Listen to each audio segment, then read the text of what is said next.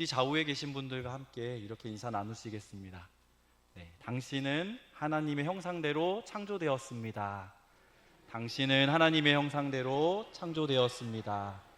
네, 이번에는 앞뒤로 좌우로 하셨죠? 이번에는 네, 앞에 뒤에 계신 분들하고 당신은 주님을 닮은 사람입니다. 이렇게 고백하시겠습니다.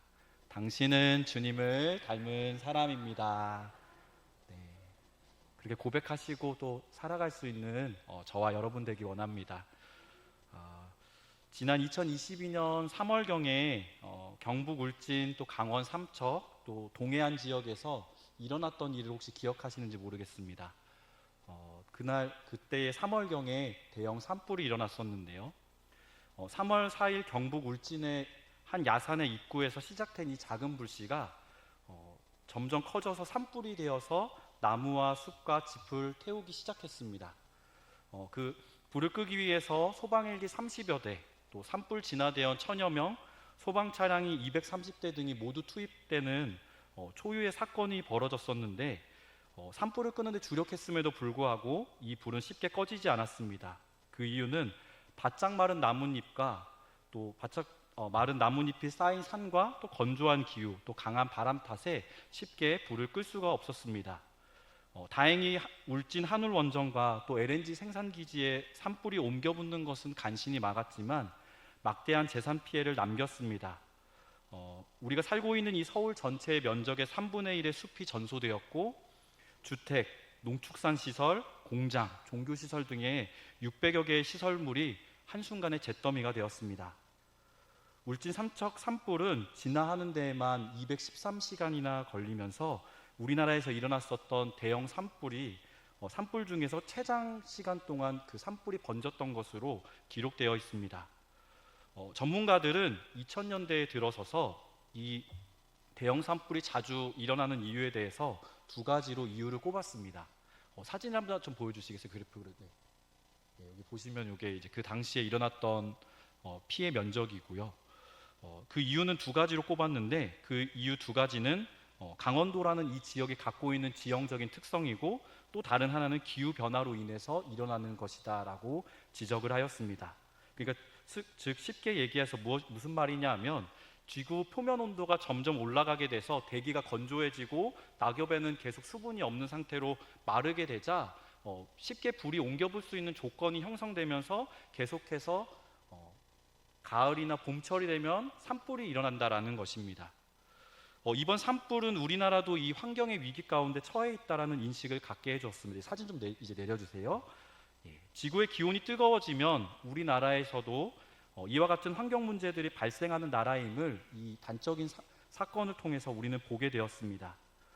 성도 여러분, 오늘날 지구에서 일어나는 많은 환경 문제들이 있습니다. 제가 앞서 말씀드렸던 이 대형 산불뿐만이 아니라 현재 폭우, 폭염, 또 우박이 내리는 등 여름 날씨에 우박이 내리는 등의 다양한 일들이 현재 지구 곳곳에서 일어나고 있습니다. 이 기후변화의 문제, 또 환경 문제들에 대해서 어떻게 생각하시나요? 이 환경 문제들은 누구의 잘못이고 또 누가 해결해야 할까요? 오늘 환경주의를 맞이하면서 하나님의 창조 세계에 살아가고 있는 우리들이 우리 스스로에게 고민해봐야 할 질문일 것입니다. 환경주의를 맞이하면서 하나님의 창조 세계에 살아가는 우리들이 또 한 가지 더 질문해야 될 것이 한 가지가 더 있는데요. 이 환경 문제들과 신앙은 그럼 무슨 관련이 있는 것인가? 이 질문은 다시 말해서 환경주의를 왜 지켜야 하는지에 대한 본질적인 질문이기 때문입니다. 오늘 환경주의를 왜 지켜야 할까요? 우리 총회가 지키라고 제정했기 때문에 또 담임 목사님이 지키라고 하시니까 교회가 지키니까 오늘 이 환경주의를 지키는 것일까요? 오늘 그 근본적인 질문, 환경의 문제와 신앙에 어떤 관련이 있는지 좀 고민을 하시면서 오늘 설교를 들어주셨으면 좋겠습니다. 나의 지구를 부탁해를 쓴 데이브 부클리스라는 사람이 있는데요. 이분이 데이브 부클리스라는 분입니다. 기독교 국제 환경단체의 대표이신데요. 이분은 신앙과 환경을 바라보는 관계를 네 가지로 분류하였습니다. 그래서 교회 안에는 이 네 가지의 부류 사람들이 같이 있다라고 말씀을 하였는데 사진들 하나씩 이렇게 보시면서 이 네 가지 부류 가운데 나는 어디에 속해 있는지 또 생각해보고, 또 그렇다면 이 그 네 가지 중에 하나에서 나는 또 어떤 것을 신앙적으로 선택해야 되는지를 고민하며 또 결단할 수 있기를 바랍니다. 첫 번째로 이 데이브 부클리스는 멀찌감치파가 있다고 했습니다. 이들의 특징은 이런 말씀을 자주 하신다는데요. 생태와 환경 문제는 어쩐지 위험한 주제인 것 같아. 그리스도인이라면 이 문제를 멀리하는 게 좋겠어 라고 말을 한다고 합니다. 왜? 그렇게 생각하는 이유는 환경 문제는 곧 정치 문제다라고 보았기 때문입니다. 그리고 또 뭔가 자연적인 것을 챙기다 보면 우리가 뭔가 자연적인 것에 더 심취해 있어야 되고 무분별하게 개발되는 것에 대해서 우리가 좀 너무 거부감을 느끼는 것은 아닌가 하면서 멀찌감치 떨어진다라는 것이죠. 두 번째로는 나몰라라파가 있다고 합니다. 한번 읽어주시겠어요? 네, 지구 걱정을 왜 해? 복음은 우리 영혼을 위한 것이지 물개 따위를 구원하자고 있는 게 아니야 라고 생각하는 분들이 있다고 합니다. 네, 그리고 세 번째로 묻어가기파가 있는데요. 이들은 나 대신 지구 걱정을 하는 사람이 있어서 다행이야, 나까지 걱정할 필요는 없겠지라고 생각을 한다고 합니다. 그리고 마지막으로 네 번째가 있는데 그 네 번째는 필요 불가결파입니다. 우리 한번 같이 읽어보겠습니다. 하나님의 창조 세계에 관심을 갖는 것은 하나님과 인류를 향한 그분의 목적을 바르게 이해하는 데 꼭 필요한 일이야. 네, 자신이 어디에 속해 있는지는 잘 아실 거고, 우리가 그렇다면 어떻게 신앙의 안에서 이 네 가지 파 중에 어디에 속해야 할까요? 네, 그것도 아시겠지요. 네, 그것도 저는 꼭 어떤 걸 선택하라 하지 않으셔도 아실 거라 믿습니다. 우리가 살펴본 것처럼 환경과 신앙은 분명한 관련이 있습니다. 오늘 말씀을 통해서 지구 환경에 담긴 이 하나님의 창조 계획을 깨닫는 저와 여러분 되길 소망합니다. 또한 하나님의 창조 세계를 돌보는 그리스도인으로 살아가기를 결단하는 시간 되시길 소망합니다. 우리가 현재 살고 있는 이 지구는 지금보다 더 아름다운 모습이었다라고 성경의 첫 책이었던 창세기가 우리에게 증언하고 있습니다. 우리는 창세기를 통해서 하나님께서는 6일 동안 온 세상을 창조하셨다고 믿음으로 고백하고 있습니다. 우리가 매주일마다 예배를 드릴 때 사도신경을 통해서 제일 먼저 고백하는 그 첫 줄이 있는데 그것이 무엇인지 기억하시나요? 나는 전능하신 아버지 하나님 천지의 창조주를 믿습니다 라고 우리는 늘 고백하고 있습니다. 하나님께서 어떤 순서로 그렇다면 이 세상을 창조하셨을까? 우리 오늘은 잠시 주일학교 시절로 돌아가서 배웠던 것들을 한번 다시금 생각해 보면 좋겠습니다. 네, 우리 그림을 좀 준비해 왔는데요. 하나님께서는 첫째 날 제일 먼저 뭘 만드셨을까요?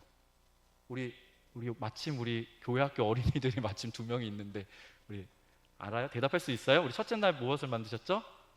네, 빛입니다. 우리 화면에 좀 보여주시겠어요? 네, 빛을 만드셨고요. 두 번째로는 네, 하늘과 물, 바다를 만드셨고요. 셋째 날에는 땅과 바다, 네, 하늘과 물이 모이는 곳을 나누셨고, 네, 그리고 셋째 날에 바다와 식물을 창조하셨고요. 여섯째 날에는 하늘과 땅, 바다의 공간을 채우셨습니다. 네, 그리고 넷째 날 해달별, 다섯째 날은 새와 물고기, 네, 새와 물고기 나왔죠. 네, 여섯째 날은 마침내 동물과 사람을 창조하셨습니다.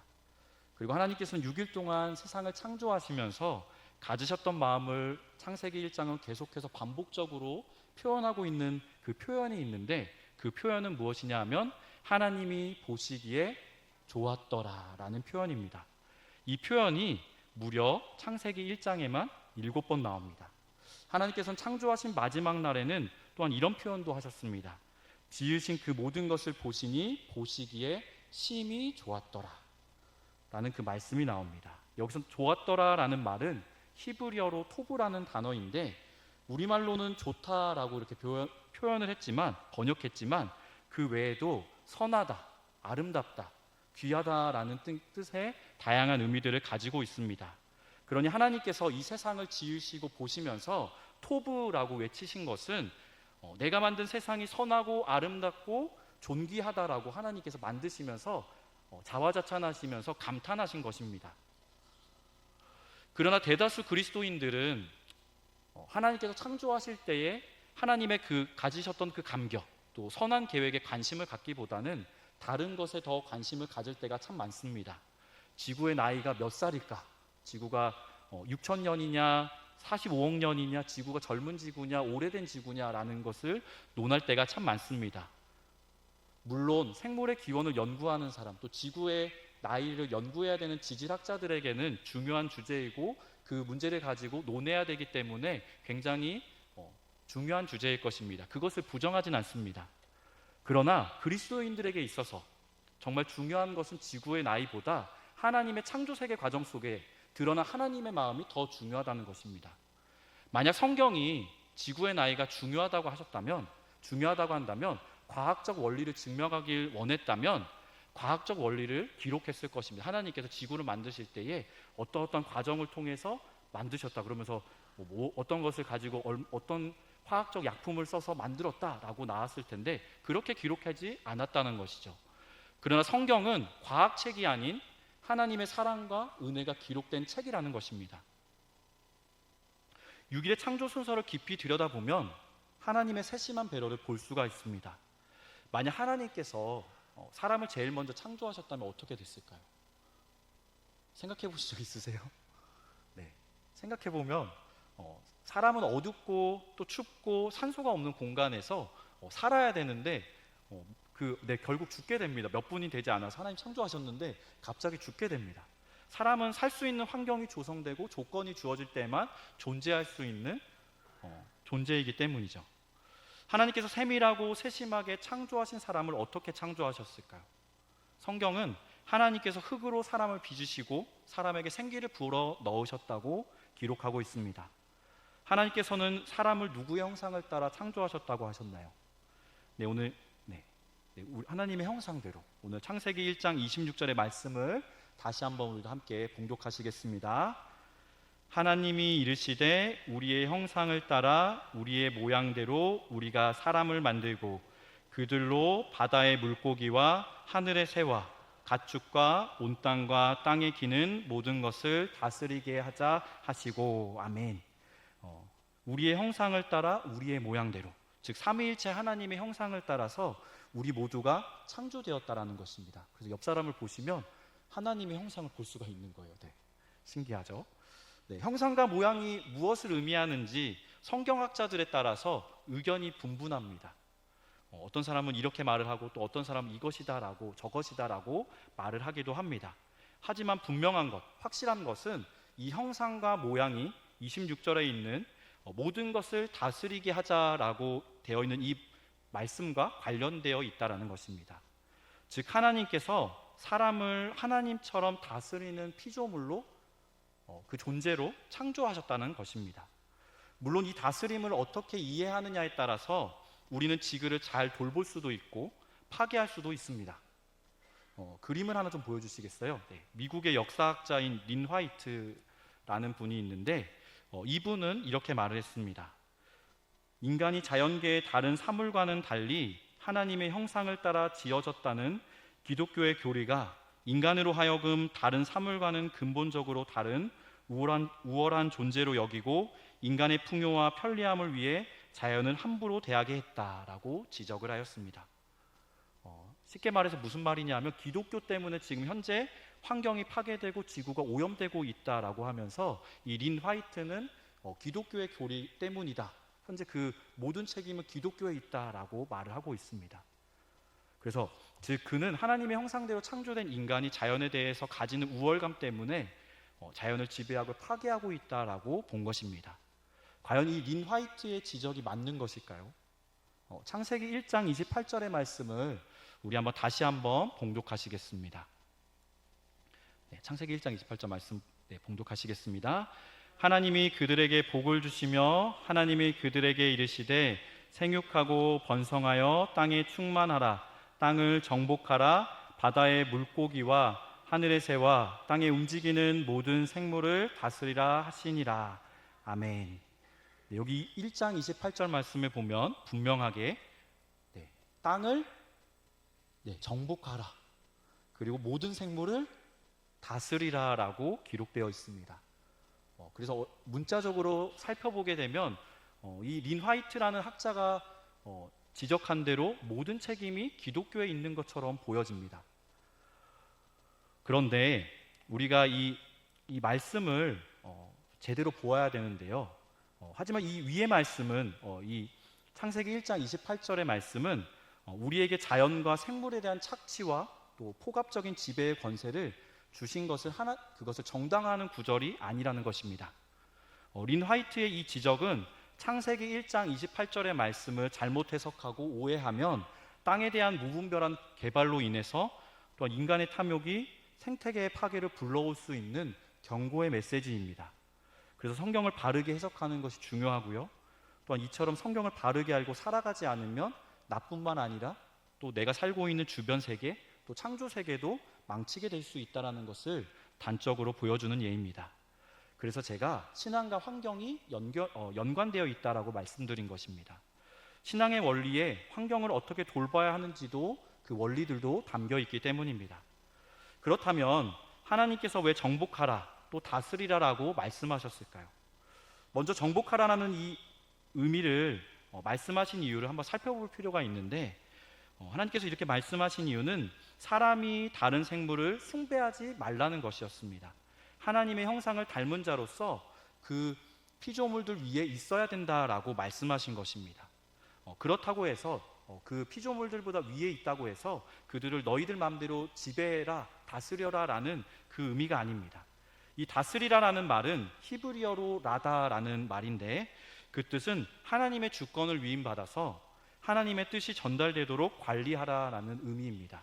즉 무슨 말이냐 하면 너희가 주인은 아니지만 주인의 권리를 위임받은 청지기가 되어라라는 것입니다. 우리가 바쁘면은 주인이 직접 다 관리를 해야 되는데 주인이 관리를 못하면 누군가 관리인을 세우고 그에게 위임을 하고 그 관리할 수 있도록 하는 것처럼 우리에게 그 관리의 책임을 맡기셨다라는 것, 위임하셨다라는 것입니다. 하나님께서는 아담뿐만 아니라 오늘 이 말씀을 듣는 우리에게도 이 지구를 다스릴 권리를 주셨습니다. 하나님은 우리를 녹색 청지기로 부르셨고요. 이 부르심 앞에 우리는 믿음으로 순종하시기를 소망합니다. 작년 7월 27일 유엔 사무총장은 지구 온난화의 시대가 끝났다고 했습니다. 그러면서 이제 앞으로는 지구 열대화의 시대가 도래했다라고 하였습니다. 그러면서 앞으로는 이제 끓는 지구의 전체의 재앙 속에서 살아가야 된다라고 하며 이것은 분명한 인간의 책임이다라고 그 문제의 원인을 지적하였습니다. 또 뿐만 아니라 이 즉각적인 기후 위기를 막을 행동 가운데 정부와 지자체 또 모든 사람들이 동참해야 된다라고 호소하였습니다. 그렇다면 그리스도인과 교회가 또 환경 문제에 더 책임감을 가져야 하지 않을까요? 오늘 이 성경에 말씀하는 것처럼 그 권리를 우리가 위임받았고 또 우리가 천지의 창조주를 우리가 믿습니다라고 고백을 한다면 우리가 유엔보다 또 환경부보다 또 다른 지자체들보다도 우리가 더 열심을 갖고 나서야 될 것입니다. 우리가 그동안 성경에 담긴 창조 원리를 제대로 모르고 살았기 때문에 또 환경 문제에 소극적인 태도로 살아갔다면 오늘 이 시간을 통해서 또 우리의 삶의 자리 가운데에서는 창조 세계가 고통받고 있고 신음하는 소리 가운데 우리가 그 하나님의 아픔을 기억하고 또 그것 가운데 나아갈 수 있는 저와 여러분 되길 원합니다. 우리가 그렇다면 어떻게 그 하나님의 창조 세계 가운데 살아가야 될까요? 저는 두 가지로 좀 실천할 것을 한번 제안드리고자 하는데요. 첫 번째는 우리가 자연에 대해서 우리 주변에서 만나는 이 자연 세계에 대해서 관심을 가져보시기를 권면합니다. 성도님들이 주로 가시는 산과 강에 자주 나가서 그곳에 살고 있는 동식물을 바라보면서 하나님의 눈으로 한번 관찰해 보시는 겁니다. 또 등산하시며 보이는 꽃들을 자세히 보시는 겁니다. 꽃은 어떻게 생겼고 또 각 꽃들을 자세히 보시면 어떤 꽃은 꽃받침이 있고 또 어떤 꽃은 꽃받침이 없는 꽃도 있어요. 그리고 또 어떤 가지에 이렇게 줄기가 나는 것도 보면 어긋나는 것도 있고 서로 교차해서 나는 것도 있고 삥 둘러서 나는 것들도 있습니다. 그래서 자연 만물 가운데 좀 관심을 가져보는 겁니다. 그리고 또 새들도 어떻게 생겼는지도 좀 자세히 보고 또 그들의 털이나 이런 것들을 좀 보시면서 하나님의 이 세상을 창조하셨을 때에 어떤 마음으로 창조하셨고 그것들이 살아가는 모습을 보며 어떤 마음을 가졌을지를 좀 생각해 보시면 좋겠습니다. 우리 예수님께서도 주로 비유하실 때에 동물과 식물에 참 관심이 많으셨던 것 같습니다. 그래서 비유하실 때마다 이 동물 식물에 대해서 말씀을 자연 만물에 대해서 말씀하신 거 참 많습니다. 예수님께서 비유의 말씀을 하실 때 씨앗, 밭, 물, 반석, 새 등 자연에서 쉽게 볼 수 있는 것들을 통해서 설명하셨습니다. 또 예수님은 공중의 새를 보라고 말씀하셨고 그 염려하는 자들에게 새를 돌보시는 하나님께서 그들도 돌보신다, 우리들도 돌보신다라고 말씀하셨습니다. 예수님께서 자연을 통해서 설명하신 것을 보면 예수님께서 사람뿐만 아니라 동물, 식물에도 관심을 갖고 관찰하셨다는 것을 우리가 알 수 있습니다. 하나님께서 창조하신 이 자연에 관심을 가져보시고 또 자연의 계절이 바뀌는 그 모습들을 바라보며 또 하나님께서 얼마나 감탄하시고 또 얼마나 좋아하셨을지를 생각해보는 저와 여러분 되길 원합니다. 그리고 두 번째로는 이 환경 문제의 심각성을 받아들이되 우리가 이 책임에 대해서는 갖고 있지만 그로 인해서 무기력에 빠지지 않으셨으면 좋겠습니다. 환경 문제의 심각성을 다루는 여러 책들을 보게 되면 우리가 과연 이 환경 문제 해결할 수 있을까라는 생각에 빠지게 됩니다. 그 책들에는 인간이 환경을 오염시키는 것이 어느 정도인지 또 그것을 해결하기 위해선 우리가 어떻게 변화해야 되고 실천해야 되는지를 분명하게 제시하고 있습니다.